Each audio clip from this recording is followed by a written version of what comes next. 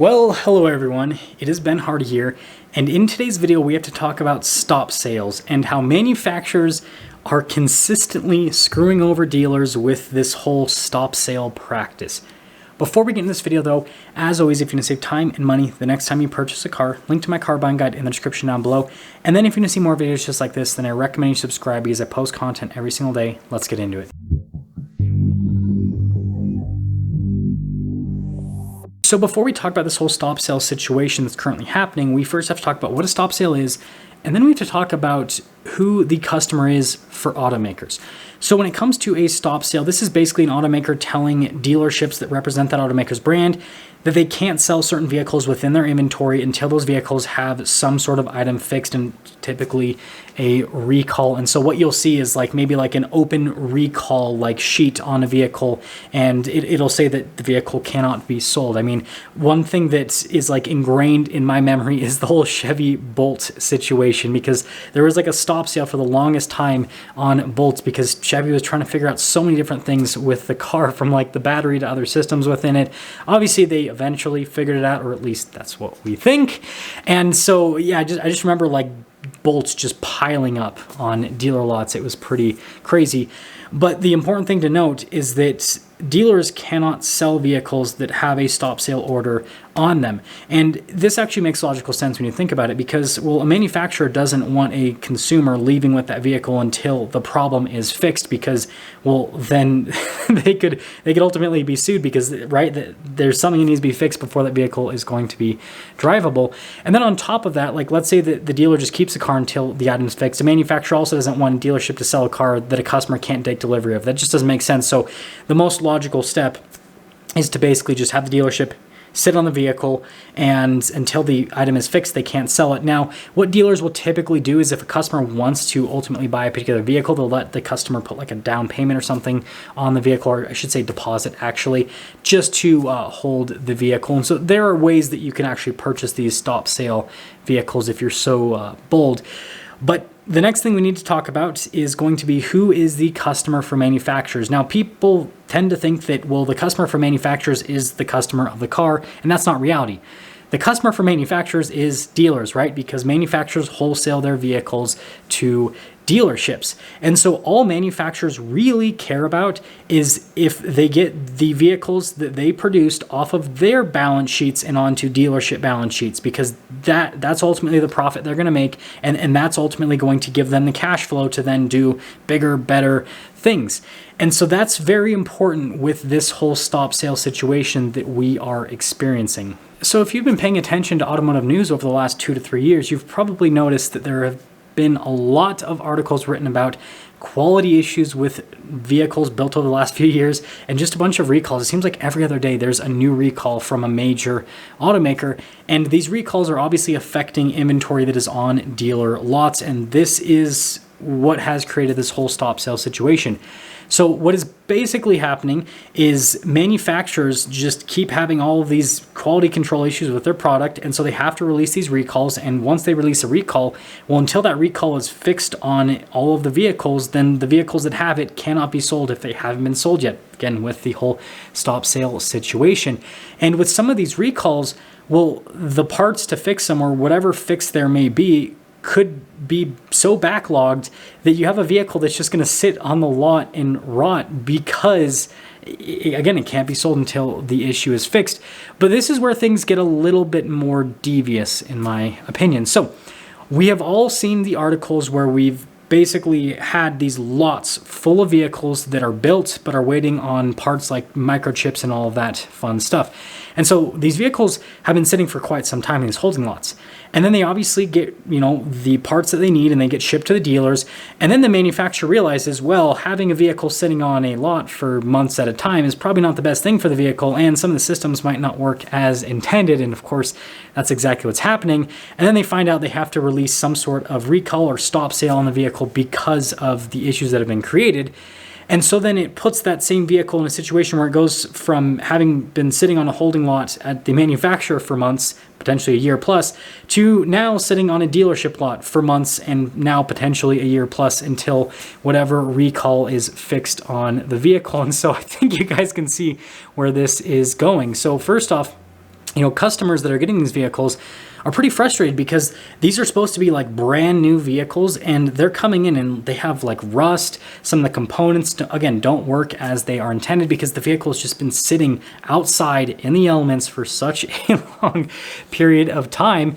And so there's that side of it. But then the other side of it is the dealership side. And dealerships absolutely hate this because what it looks like from their perspective is manufacturers will just do this big push and get out a bunch of vehicles while they can.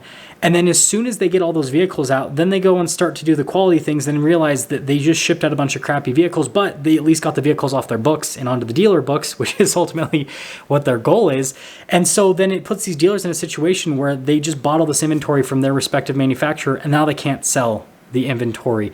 And so that's where I said things get a little bit devious from a manufacturer standpoint. It really seems like, especially towards the end of last year, that manufacturers were just trying to push out as much inventory as possible, weren't really caring too much about the quality, and were just basically wanting to dump it onto the dealers. And they're like, we're just going to fix this problem later. We need to hit numbers that we want to hit, and then we'll deal with it later. So what is this whole stop sale situation going to do to the car market? First off, it's going to cost automakers a lot of money, because anytime an automaker releases a recall because of quality control issues, it's always expensive because the manufacturer is paying for that recall. And so with a lot of manufacturers just having these vehicles sit on storage lots and then shipping them out after they've been sitting forever, and then realizing that there's issues, it's going to be expensive for them.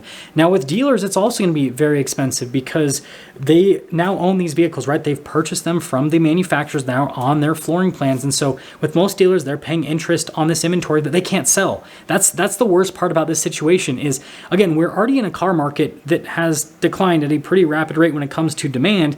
But now you have this whole situation where even if they could find someone to buy the car, they can't sell it to them. And so it's pretty devastating to some dealers because they have certain models within their inventory where they just have rows upon rows of vehicles that they cannot sell, that again, they are paying interest on every single month. Now, the remedy for this whole situation is actually the market that we are currently in. So we are in a market that has far less demand compared to the market that we are leaving, the COVID market, right? And so this will obviously give manufacturers a chance to shift gears because they went from a market where it was just like build, and try to get vehicles out as fast as possible and just build everything because everyone's buying everything, to a market where, well, not everyone's buying everything, right? There's been a huge amount of demand destruction. And so this will ultimately make it so manufacturers will have to focus on building the vehicles that people are actually buying in the current market.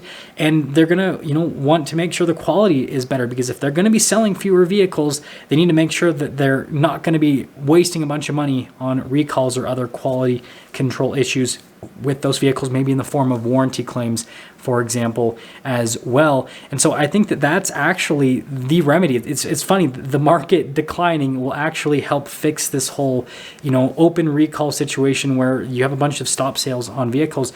With that being said, though, over the course of the short to medium term, I think that we're going to see more and more of these vehicles stack up on dealer lots because, well, I just read an article today where Ford basically released a bunch of trucks from the holding grounds that they had, and these trucks are being delivered to dealers now. And so we're about to see an influx of a bunch of, trucks from Ford that have been sitting on a holding lot for who knows how long, right? It seems like it's been years at this point for some of these pickup trucks. And so, who knows what's going to happen with those trucks when it comes to the overall quality and everything once they are delivered to dealers and then delivered to customers. And so this is basically just the beginning of this whole situation. So again, manufacturers are going to lose a lot of money in the short term, dealers are going to lose a lot of money, and you're going to have a lot of unhappy customers because they're going to be taking delivery of vehicles that aren't going to be functioning how they expect them to function. And with how expensive these brand new vehicles are nowadays, again, the average brand new vehicle is almost $50,000. It's going to be a little bit of a poop show. So that's going to sum things up for our video talking about this whole stop sale situation.